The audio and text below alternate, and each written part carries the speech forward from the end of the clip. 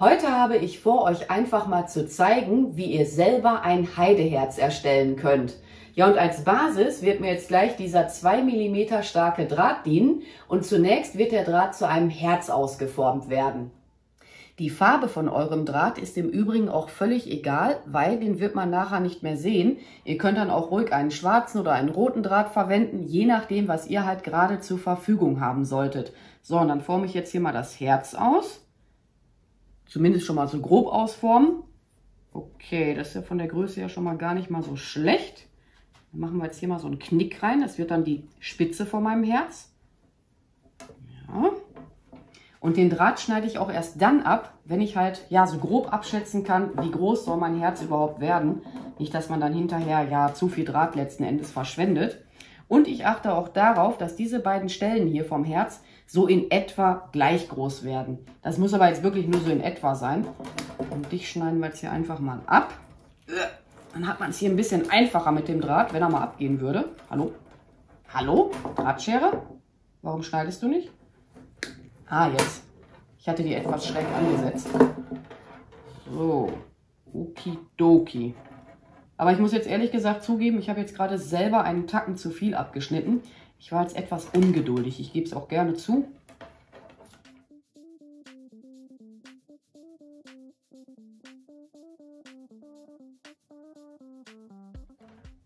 Und nun werden der Anfang und das Ende von meinem Draht miteinander verzwirbelt werden. Das Ganze soll ja nachher richtig schön stabil sein. So. Gehen wir mal ordentlich drumherum. Auch gut stramm ziehen oder ich sag mal so stramm wie ihr könnt. Ja. Und mit diesem überschüssigen Draht gehe ich jetzt hier einfach mal so entlang. Dann wird es halt noch stabiler. Aber von der Größe her passt das jetzt schon mal so weit.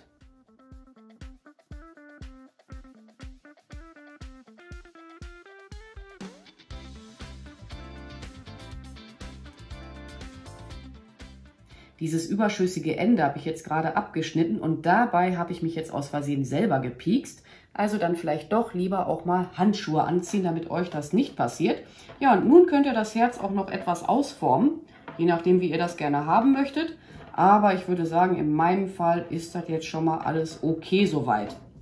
Gut, dann brauchen wir jetzt als nächstes feinen Bindedraht. Den hätte ich mir ja auch schon mal raussuchen können. Ich glaube, ich nehme einen, der ist lila. Wobei ich glaube, den nehme ich nicht, der war so furchtbar zum Abwickeln. Ich muss ihn mal eben selber mal testen. Ja, doch, der ist okay.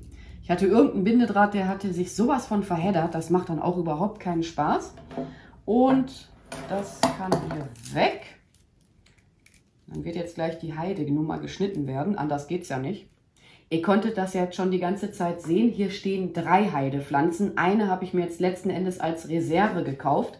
Und die werden jetzt geköpft werden, beziehungsweise Pflanze für Pflanze. Ich schneide jetzt nicht schon alle 3 zurecht. Kann ja auch gut möglich sein, dass ich nachher nur 2 Pflanzen benötige.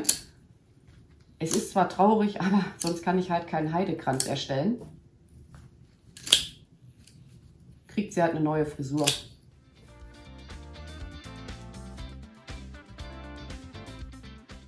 Meinen feinen Bindedraht befestige ich nun an dieser Stelle. Ihr werdet nachher sehen, warum ich da oben anfange. Und es sollte auch mal erwähnt werden, bei diesem Herz ist es jetzt nicht egal, an welcher Stelle eures Drahtes ihr den feinen Bindedraht befestigt.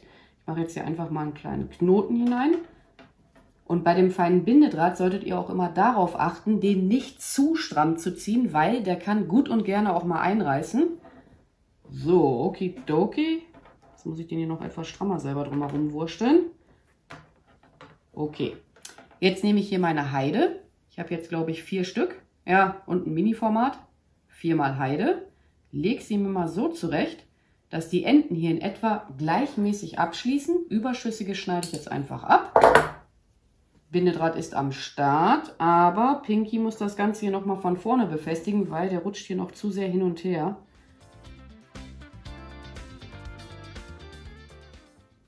Die wird jetzt so rum draufgelegt, ne, dass das hier auch schon mal bedeckt ist, zumindest etwas.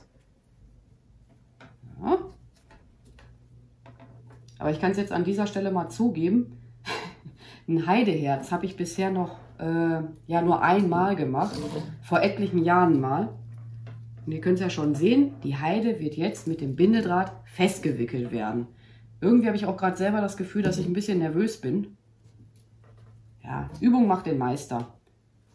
Aber so kompliziert ist das jetzt auch nicht.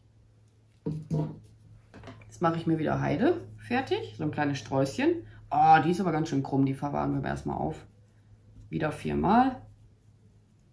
Dass die Enden dann, wie gesagt, einigermaßen abschließen. Da ist der feine Bindedraht. Und das hier wird jetzt ein Stück weiter nach unten hin versetzt werden. Ich mache da aber jetzt größere Abstände, nicht wie bei anderen Kränzen, dass das alles relativ nah auch erstmal beieinander ist. Weil sonst verschwendet ihr einfach zu viel Heide. Dann braucht ihr eine Menge Pflanzen. Es sei denn, ihr wollt das so richtig schön üppig haben. Wenn man das Herz jetzt in eurem Fall auch von hinten sehen sollte, zwischendurch immer mal umdrehen und mal gucken, kann man jetzt noch den Draht erkennen oder halt nicht. Bindedraht ist wieder am Start. Ich frage mich gerade, was mein Hund Imelda hat. Und wickel das Ganze auch wieder fest. Ja, und das mache ich jetzt so lange, wie heißt es, bis das halt hier alles komplett mit der Heide bedeckt ist.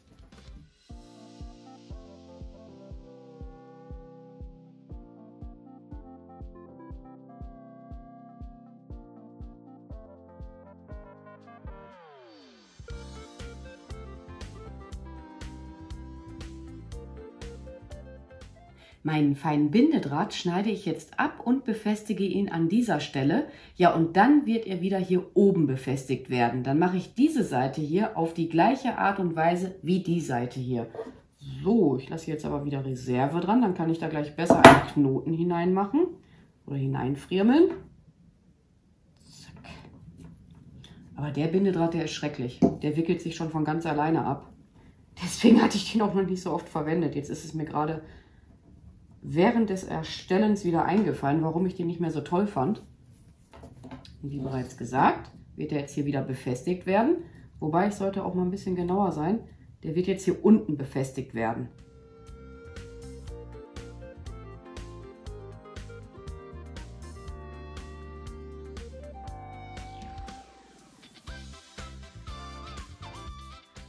Das war hier in der Zwischenzeit ganz schön spaßig mit diesem feinen Bindedraht. Der hatte sich total verwurstet. Ja gut, da musste ich den einmal abschneiden und habe den einfach wieder neu festgemacht. Ja, sowas kann dann halt auch mal passieren. So, jetzt habe ich ja bis hier unten hin gewickelt, also hier diese zweite Seite. Und das hier, das ist jetzt hier wirklich der letzte Rest, der hier noch auf meinem Tisch lag, den ich halt noch gut verarbeiten kann. Den lege ich jetzt hier an diese Spitze von meinem Herz und wickel das auch mit dem Bindedraht fest, in der Hoffnung, dass er sich jetzt nicht wieder verwurstet. Ich gehe hier auch einmal so dazwischen entlang. Das ist jetzt mehr so kreuz und quer. Mal eben schauen, ob es hält. Ja. Und nun wickel ich bis hier unten hin, gehe dann auch wieder nach oben. Das könnt ihr jetzt auch ruhig relativ stramm oder nah beieinander vielmehr umwickeln. Bindedraht sei nett zu mir, weil umso mehr Draht jetzt hier dran ist, umso mehr könnt ihr nachher so knicken, wenn ihr möchtet. Ich will es jetzt auch gar nicht so strubbelig lassen. Und apropos zum Thema strubbelig. Wenn euch das jetzt hier zu sehr abstehen sollte, ne, wenn das jetzt nicht so euer Fall ist, dann wickelt ihr jetzt hier einfach nochmal ein zweites Mal drumherum. Und ich denke, ich werde auch bis zu diesem Punkt hier nochmal mit dem feinen Bindedraht drumherum wickeln, damit ich das auch zur Seite knicken kann. Aber das ist jetzt hier alles letzten Endes Geschmackssache.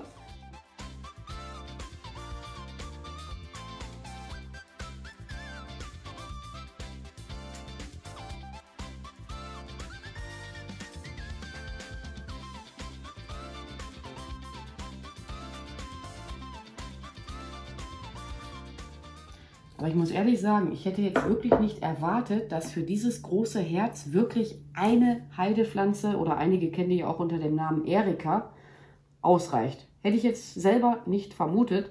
Ich habe so grob geschätzt, ich werde so 2 Pflanzen benötigen, aber dass dafür eine reicht für dieses große Herz. Ja, es sei denn, ich hätte jetzt hier diese Rückseite auch komplett damit bedecken wollen, dann hätte ich vermutlich 2 Pflanzen genommen. Aber ja, ist ja auch nicht schlecht, ne? Habe ich die beiden hier als Reserve für irgendeine andere Deko. Vielleicht mache ich irgendwann mal noch so ein gefülltes Herz, finde ich auch ganz cool. Ja, und jetzt kann man sich im Prinzip mal Gedanken machen, ob man das jetzt noch weiter dekorieren möchte. Ihr könnt es auch alles hier noch zurechtbiegen. Aber ich denke, Ja, ich muss mal eben selber überlegen. Ihr werdet ja sehen, ob das Video jetzt noch weitergeht mit der Deko oder halt nicht. Ich war jetzt gerade bei mir im Garten und habe mir etwas von meinem wilden Wein abgeschnitten. Die Blätter habe ich bereits entfernt. Dann habe ich hier noch die Pusche von einer Clematis und last but not least etwas Fetthenne. Mal gucken, ob das alles eingearbeitet werden wird. Kann auch gut möglich sein, dass ich das wieder abbaue. Ja, beim wilden Wein habe ich mir jetzt gedacht, dass ich mal dieses Ende unterhalb meines feinen Bindedrahts einfach mal so hineinstecke. Im Zweifel, wenn es jetzt gar nicht halten sollte, könnt ihr auch einfach die Heißklebepistole zur Hilfe nehmen. Und ja, ich muss mal gucken, ob ich das nachher überhaupt alles so dran lassen werde. Auch diese Pusche, so nenne ich die jetzt einfach mal, stecke ich dann in diesen oder unterhalb dieses Bindedrahts fest. Genauso mit der Fetthenne, die schneide ich mir wahrscheinlich noch etwas kleiner. Aber ich weiß noch nicht, ob das Ganze gleich gut aussehen wird. Das ist mir jetzt irgendwie so spontan eingefallen. Beziehungsweise ich habe mal die Familie gefragt, was die meinen. Und das ist jetzt schon reserviert worden, das Herz für den Friedhof, habe ich gerade erfahren. Ich wollte das eigentlich für zu Hause haben, aber ist egal. Dann kriegen das meine Großeltern und meine Urgroßeltern.